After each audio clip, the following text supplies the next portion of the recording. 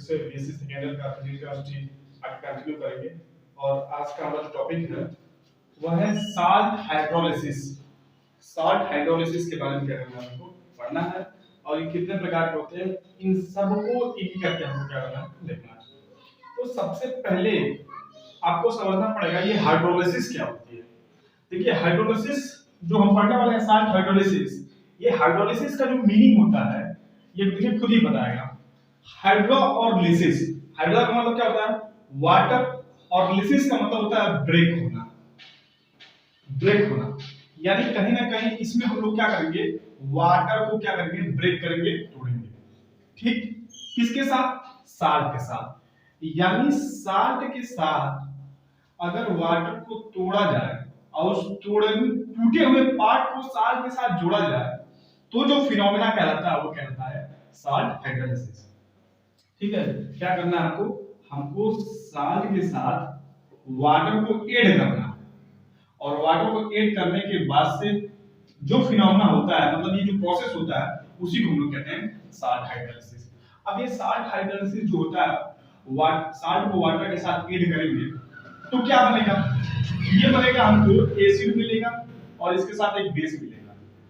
ठीक है, तो ये आप देख सकते हैं ना, ये क्या होता है साल्ट हाइड्रोलिसिस जो प्रोसेस होता है वो न्यूट्रलाइजेशन रिएक्शन का अपोजिट होता है, क्योंकि एसिड और बेस आपस में कंबाइन करके साल्ट और वाटर बनाते हैं। तो उस रिएक्शन को हम लोग बोलते हैं न्यूट्रलाइजेशन रिएक्शन।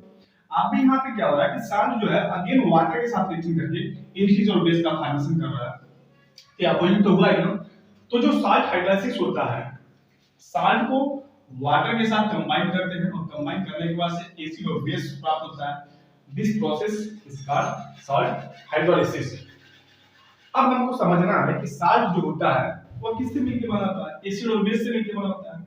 और एसिड और बेस जो होता है वो दो टाइप का होता है, स्ट्रांग एंड वीक। तो साल्ट भी हमारे कई प्रकार के होंगे, अगर दो हैं परमुटेशन लगाएंगे तो चार हो जाएगा। तो मतलब साल्ट जो हो जाएगा वो हमारा चार प्रकार का हो जाएगा। कैसे कैसे देखिए, एक एक करके क्या हम उसको देखते हैं। ये जो साल्ट है ये बना है एसिड एंड बेस से। इतना तो आपको पता ही कि एसिड और बेस कंबाइन करके साल्ट का फॉर्मेशन करते हैं। क्या हो सकता है कि एसिड और बेस अगेन स्ट्रांग होते हैं और वीक होते हैं, स्ट्रांग होते हैं और वीक भी होते हैं। तो आपके पास दो ऑप्शन है, स्ट्रांग स्ट्रांग पकड़ के जाओ, वीक वीक पकड़ के जाओ, और एक बार स्ट्रांग वीक पकड़ के जाओ और एक बार वीक स्ट्रांग पकड़ के जाओ, हो सकते हैं। तो मैंने पहले केस में ले लिया स्ट्रांग एसिड को अगर स्ट्रांग बेस के साथ कंबाइन किया जाए तो हमको एक साल्ट मिलेगा, उसको मैंने नंबर 1 दे दिया। क्लियर। नंबर 2 जो है, इस बार हमने स्ट्रांग एसिड को चेंज कर दिया, हमने वीक एसिड ले लिया और स्ट्रांग बेस ले लिया। और बात क्लियर। चलिए तीसरे कंडीशन में क्या हो सकता है कि इस बार आप स्ट्रांग दोनों को वीक कर दीजिए, इस बार weak acid and weak base. अब चौथे कंडीशन में क्या हो सकता है कि इस बार हो सकता है आपका स्ट्रांग एसिड और वीक बेस। समझ में आ रहा है। देखिए चार टाइप के बन सकते हैं हमारे साथ। पहले थीम समझ लो भाई, साल्ट हाइड्रोलिसिस का मतलब ये होता है कि साल्ट में वाटर का एडिशन करके एसिड और बेस प्राप्त करना ही साल्ट हाइड्रोलिसिस होता है। और अगेन साल्ट जो होता है वो एसिड और बेस से मिलकर बना होता है। एसिड और बेस भी वीक और स्ट्रांग होते हैं, तो साल्ट भी तो उस पर डिपेंड करेगा ना कि किस प्रकार का हो रहा है। तो साल्ट एक प्रकार का बन सकता है स्ट्रांग एसिड और strong base, sorry strong acid and strong base. दूसरा weak acid and strong base. तीसरा weak acid and weak base. चौथा strong acid and weak base. ये चार टाइप के साल्ट हैं। इन चार टाइप को साल्ट को हमको वाटर के साथ क्या करना है, हाइड्रोलिसिस करवाना या रिएक्शन करवाना है, एसिड बेस प्राप्त होगा। इसी प्रोसेस को साल्ट हाइड्रोलिसिस कहेंगे। ठीक है, अब आपको ये चार टाइप के हैं, इन चार टाइप में हमको ये देखना है कि कौन से साल्ट का हाइड्रोलिसिस होता है और कौन से साल्ट का हाइड्रोलिसिस नहीं होता। तो देखिए इसमें जो स्ट्रांग एसिड और स्ट्रांग बेस होता है ना, इस वाले साल्ट का, ऐसे स्ट्रांग एसिड और स्ट्रांग बेस से जो साल्ट बनते हैं उनका हाइड्रोलिसिस नहीं होता। ठीक है, क्योंकि हम जानते हैं कि साल्ट में भी दो पार्ट होते हैं, एक होता है केटायन और एक होता है एनायन। ये अपोजिट से रिएक्शन करेंगे। मैं कह रहा था कि जो साल्ट हमारा स्ट्रॉन्ग एसिड और स्ट्रॉन्ग बेस से बनेगा उसका हाइड्रोलाइसिस नहीं होगा। वो जो साल्ट होगा उसके जो केटायन और एनायन होंगे वो वाटर के साथ रिएक्शन करके एसिड और बेस का फॉर्मेशन नहीं करेंगे। जैसे कि मान लीजिए पहले क्या बात करें, मान लीजिए हमने क्या कर दिया, हमने ले लिया स्ट्रॉन्ग एसिड। चलो अभी सबकी बात करेंगे, पहले वाली बात कर लेते हैं। हमने ले लिया स्ट्रॉन्ग एसिड की जगह पे HCl और स्ट्रॉन्ग बेस की जगह पे मैंने ले लिया NaOH। तो इन दोनों के कॉम्बिनेशन से बनेगा NaCl, तो आपको पता है, और H2O बनेगा। तो NaCl तो बन गया। अब ये NaCl जो है वह तुम्हारा स्ट्रॉन्ग एसिड और स्ट्रॉन्ग बेस से मिलकर बना है। तो क्या इस NaCl का हाइड्रोलाइसिस होगा कि नहीं होगा, देखते हैं। देखिए ये हो गया NaCl और ये H2O से रिएक्ट कर बैठा। H2O से रिएक्ट किया तो H2O से रिएक्ट करेगा तो Na प्लस और ये Cl माइनस, और फिर इसके दो पार्ट हो जाएंगे H प्लस और OH माइनस। OH नहीं होगा, ठीक है, देखिए इसके जो आयनिक पार्ट है उसको मैंने ब्रेक किया। अरे इसके दो पार्ट हो जाएंगे Na प्लस Cl माइनस, इसके दो पार्ट हो जाएंगे H प्लस और NaOH। अब इसका जो केटायन होगा इसके एनायन से और इसका एनायन इसके केटायन से, तो हमने कॉम्बिनेशन किया तो हमारा बन गया क्या, NaOH और HCl। अब देखिए क्यों ये रिएक्शन नहीं हो रहा है, क्या ऐसा प्रोसेस है जो मतलब ये डिपेंडेंट नहीं हो पा रहा है, इसके रिएक्शन नहीं हो पा रहा है। अब जो ये NaOH होता है वह स्ट्रॉन्ग बेस है, स्ट्रॉन्ग इलेक्ट्रोलाइट बेस को कहते हैं। तो स्ट्रॉन्ग इलेक्ट्रोलाइट जो होगा वो अगेन क्या होगा, Na प्लस और Cl OH माइनस में क्या हो जाएगा, ब्रेक हो जाएगा। क्योंकि स्ट्रॉन्ग है यार, वीक रहता है तो रुकता, स्ट्रॉन्ग है तो ब्रेक कर गया। अगेन अगर फिर हम लोग HCl को पकड़ ले तो HCl भी अपना H प्लस दे देगा और Cl माइनस दे देगा, दिख रहा है। तो ये बताओ कैसा साल्ट हाइड्रोलाइसिस, कहां का साल्ट हाइड्रोलाइसिस भाई, साल्ट का जो केटायन था और जो एनायन था यहां वो तो वाटर के साथ रिएक्शन ही नहीं किया। दिख रहा है कि NaCl H2O के साथ रिएक्शन करके NaOH और HCl बना लिया, वो अलग बात है। लेकिन NaOH is a strong electrolyte, उसका वर्क क्या है, उसका वर्क है OH माइनस देना। HCl का वर्क क्या है, उसका वर्क है Cl माइनस देना। तो ये अगेन NaOH तो O माइनस और Na प्लस में टूट गया, HCl अगेन H प्लस और Cl माइनस में टूट गया, तब तो साल्ट हाइड्रोलाइसिस नहीं हुआ। इस साल्ट में वाटर का एडिशन कहां हुआ, हमने एडिशन तो किया था लेकिन खटाक से 2 सेकंड के अंदर वो क्या हो गया, फिर से अलग हो गया। तो कहेगा साल्ट हाइड्रोलाइसिस। साल्ट हाइड्रोलाइसिस का प्रोसेस तब कहेंगे जब साल्ट के केटायन या एनायन दोनों में से कोई एक या दोनों H2O के केटायन और एनायन से कंबाइन करके एसिड और बेस का फॉर्मेशन करे, तब हम साल्ट हाइड्रोलाइसिस कहेंगे। समझ रहा है। यहां पे जो साल्ट था वहां, यहां का जो साल्ट था NaCl ने जब ब्रेक हुआ Na प्लस Cl माइनस में H2 जब ब्रेक हुआ OH प्लस और H प्लस और OH माइनस में, तो ये जो Na प्लस था वो OH से कंबाइन करके NaOH बना दिया और H2O से ये HCl बना लिया। अब अगर ये रुक जाते उस सॉल्यूशन में तब हम कहते हैं कि साल्ट का हाइड्रोलाइसिस हो गया है। ये दोनों में से अगर कोई एक वीक कंपोनेंट रहता तब हम कहते हैं साल्ट हाइड्रोलाइसिस हो गया। लेकिन मजे की बात क्या है, मजे की बात ये है कि दोनों स्ट्रॉन्ग है, इनका वर्क है, इनका नेचर ही है। इसका नेचर है OH माइनस देना, इसका नेचर है Cl माइनस देना। तो ये दोनों अपना काम कर दिए। अब जो दोनों अपना काम कर दिए तो अब तो देख लो ये खड़े खड़े क्या कर रहा है अपना, देख लो NaCl Na प्लस और Cl माइनस ये दोनों तो अलग हो गए, इनका तो किसी से मतलब है नहीं, तो साल्ट हाइड्रोलाइसिस नहीं हुआ।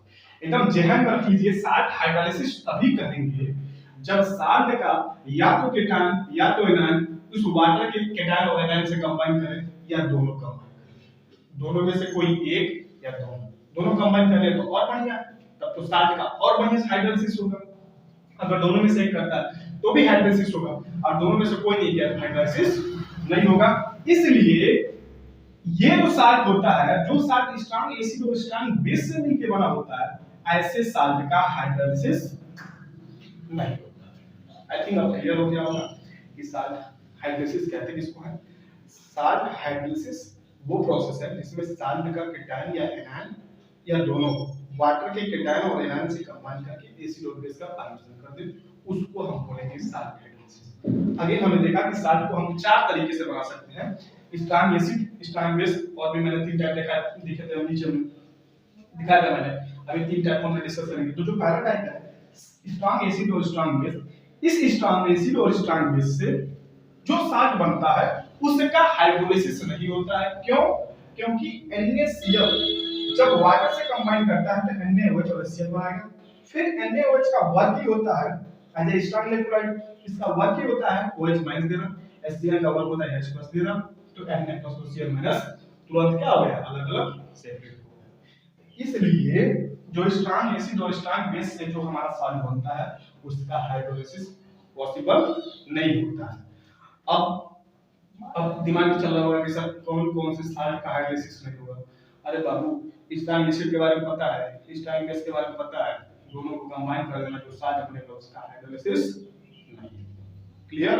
तो मैंने NaCl का एग्जांपल लेके आपको बता दिया कि NaCl का हाइड्रोलिसिस। अब देखिए जो कंपोनेंट जितना ही वीक होता है उसका हाइड्रोलिसिस उतना ज्यादा होता है। यहाँ पे दोनों स्ट्रॉन्ग था तो हाइड्रोलिसिस नहीं हो रहा है। अगर मैं अभी दोनों में से किसी एक को वीक कर दूंगा तो हाइड्रोलिसिस होगा, ठीक है। और दोनों को वीक कर देता हूं तो भी हाइड्रोलिसिस होगा। इसका मतलब ये कि जितना ज्यादा वीक होगा हाइड्रोलिसिस उतना ही बेहतर तरीके से होगा। क्लियर? तो ये आपको इतना क्लियर हो गया होगा कि जो पहला हमारा हमने लिया था कि स्ट्रॉन्ग एसिड और स्ट्रॉन्ग बेस, तो ये कहानी क्लियर हो गई होगी। स्ट्रॉन्ग एसिड और स्ट्रॉन्ग बेस जो साथ बनते हैं उनका हाइड्रोलिसिस नहीं होता। अब हम दूसरे की बात करेंगे। इस बार हम एसिड को वीक रखेंगे और इस बार हमने बेस को क्या करेंगे, हम लोग स्ट्रॉन्ग रखेंगे। क्लियर? तो देखिए दूसरा जो होता है उसकी हम बात करते हैं। एकदम इसको अच्छे से समझ लेना, अच्छे से समझ के नोट्स आपको दिया ही गया है, नोट्स से क्या करिए उसको लिख लीजिए, कहानी आपकी क्या हो जाएगी, पता नहीं आराम से उसको पढ़ते रहिए, कहीं कुछ वर्क करने की जरूरत ही नहीं। तो हमने दूसरा देख लिया। अब हम दूसरे टाइप पे लेते हैं। दूसरा जो टाइप हो जाएगा, इस बार हम वीक एसिड लेते हैं और स्ट्रॉन्ग हम बेस लेते हैं, ठीक है। इस बार हमको क्या करना है, स्ट्रॉन्ग बेस ले लो, स्ट्रॉन्ग बेस और वीक एसिड। अरे इसकी बात हमने कर लिया ना भाई, स्ट्रॉन्ग एसिड और स्ट्रॉन्ग बेस, इसकी बात तो हमने कर लिया, तो ये तो हाइड्रोलिसिस नहीं देता है। अब देखो हमने चेंज कर दिया, इस बार स्ट्रॉन्ग बेस हमने लिया और वीक एसिड हमने लिया, ठीक है। तो इसका हाइड्रोलिसिस हम क्या करते हैं, देखते हैं। देखना ये वाला पार्ट हमारा क्या है, स्ट्रॉन्ग है, और ये वाला पार्ट हमारा क्या है, वीक है। अब इसको हम ना तीन स्टेप के रिएक्शन है, इसको तीन स्टेप को क्या करना है, हमको जनरल वे में समझना है। हम जनरल का रिएक्शन लिखते हैं। हमने ले लिया एक बेस और हमने ले लिया एक एसिड। देखो सिंपल मैंने जनरल में ले लिया है B+ और A-।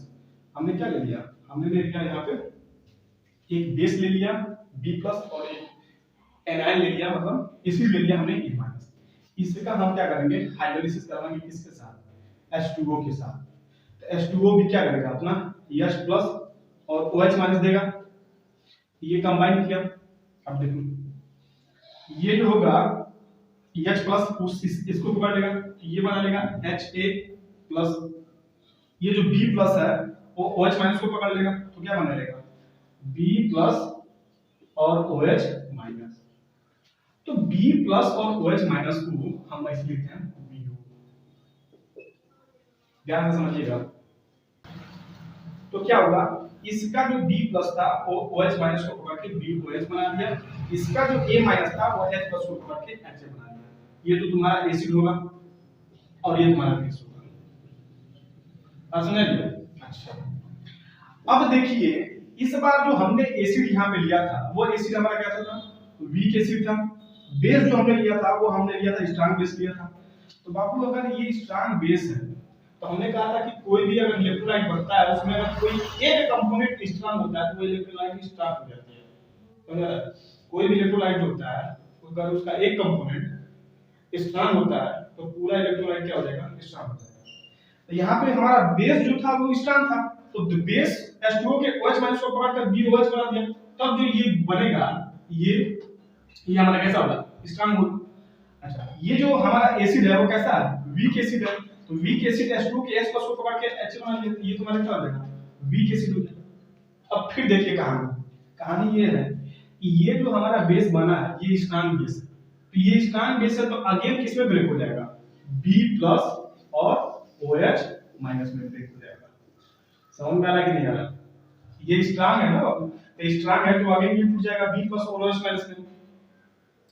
समझ रहा? ये B प्लस और OH माइनस में टूट जाएगा, और ये जो हमारा वीक एसिड है, ये वीक एसिड ब्रेक नहीं होगा, मतलब ये टूटेगा नहीं, क्योंकि ये कंप्लीट तरीके से डिसोसिएशन नहीं होगा, ये इक्विलिब्रियम अचीव कर सकता है, H प्लस और A माइनस, ये इक्विलिब्रियम अचीव कर सकता है कौन, हमारा वीक एसिड।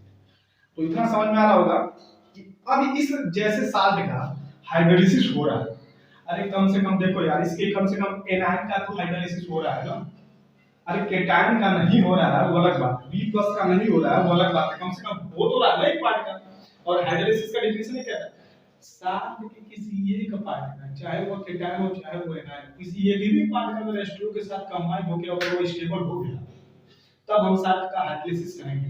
तो इस प्रकार के साल्ट का हाइड्रोलिसिस यहाँ पे हो रहा है, क्यों, क्योंकि कम से कम इसका जो एनायन वाला पार्ट है वो तो H2O के केटायन से कंबाइन करके इसमें तो फॉर्मेशन कर रहा है, ऐसे पहले वाला क्यों नहीं हो रहा था, क्यों नहीं हो रहा था, क्योंकि वहां पे बेस भी हमारा स्ट्रांग हो रहा था और एसिड भी हमारा स्ट्रांग हो रहा था, तो उस वाले कंडीशन में एसिड भी हमारा तो S पर दे देता तो वो तो कंबाइन होता नहीं, तो इसलिए स्ट्रांग बेस और स्ट्रांग एसिड वाला तो कंबाइन नहीं करेगा।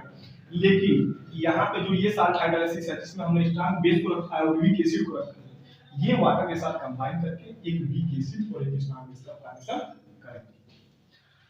अब आपको पता है, इतना तो कहानी समझ आ गया कि इसके वजह से साल्ट का हाइड्रोलिसिस नहीं हो रहा है एनायन की वजह से, केवल एनायन की वजह से, इसकी वजह से क्या हो रहा है, साल्ट का हाइड्रोलिसिस। ठीक है, अब आपको पता है कि आप केमिकल इक्विलिब्रियम में कैसे निकालते थे, जिसको हम लोग साम्य अवस्था स्थिरांक कहते थे, इक्विलिब्रियम कांस्टेंट कहते थे। तो यहाँ पे हम लोग हाइड्रोलिसिस की बात करेंगे, तो हाइड्रोलिसिस को S से रिप्रेजेंट करते हैं, तो हाइड्रोलिसिस कांस्टेंट जो हो जाएगा वो हमारा क्या हो जाएगा, KH हो जाएगा। तब हम लोग क्या करने वाले हैं, KH निकालने वाले हैं। तो यहाँ पे ये हाइड्रोलिसिस कांस्टेंट, हाइड्रोलाइसिस कांस्टेंट किसको कहते हैं, हाइड्रोलिसिस कांस्टेंट KH को कहते हैं। तो KH कैसे डिफाइन होगा, KH इक्वल टू, ये हमारा हो जाएगा AHA होगा, क्योंकि ये तो ब्रेक नहीं होगा, ये जो हमारा बेस है वो B प्लस और OH माइनस में ब्रेक हो जाएगा, तो B प्लस और OH माइनस में ब्रेक हो गया ये, अपॉन ये हमारा हो जाएगा B प्लस और क्या हो जाएगा A माइनस, क्योंकि A माइनस को अलग नहीं है, H2O का वर्क होता है, क्योंकि H2O का जो कंसंट्रेशन है वो चेंज नहीं हो रहा, H2O का कंसंट्रेशन चेंज नहीं हो रहा है, तो H2O का पूरा 100% उसी में है, तो 100% उसी में है तो वो क्या हो जाएगा, हमारा उसका यूनिट हो जाएगा, एक हो जाएगा। तो यहाँ पे क्वेश्चन उसको लिख लीजिएगा कि H2O का जो कंसंट्रेशन हो जाएगा वो 1 हो जाएगा। अब यहाँ से देखिए B प्लस और V प्लस कैंसिल हो गए, तो KH इक्वल टू यहाँ हो जाएगा क्या, आपका HA और OH minus upon A minus, इसको ले लीजिए क्वेश्चन नंबर 1। तो देखिए जब भी कोई साल्ट दिया रहेगा उसका अगर आपको हाइड्रोलिसिस कांस्टेंट निकालने के लिए दिया जाए, KH की वैल्यू निकालने के लिए दिया जाए, तो कैसे निकलेगा, तो यहां से KH आ गया, लेकिन इस KH की वैल्यू को निकाला कैसे जाए, इस KH की वैल्यू को निकालने के क्या होते हैं तरीके होते हैं। तो यहां से आप देख सकते हैं कि KH बराबर ये आ गया। अब इस KH की वैल्यू को हमको फाइंड आउट करना है, तो कुछ ऐसा वर्क किया जाए जिससे KH की वैल्यू क्या हो जाए फाइंड आउट हो जाए। तो क्या किया जाए, सोचिए थोड़ा सा।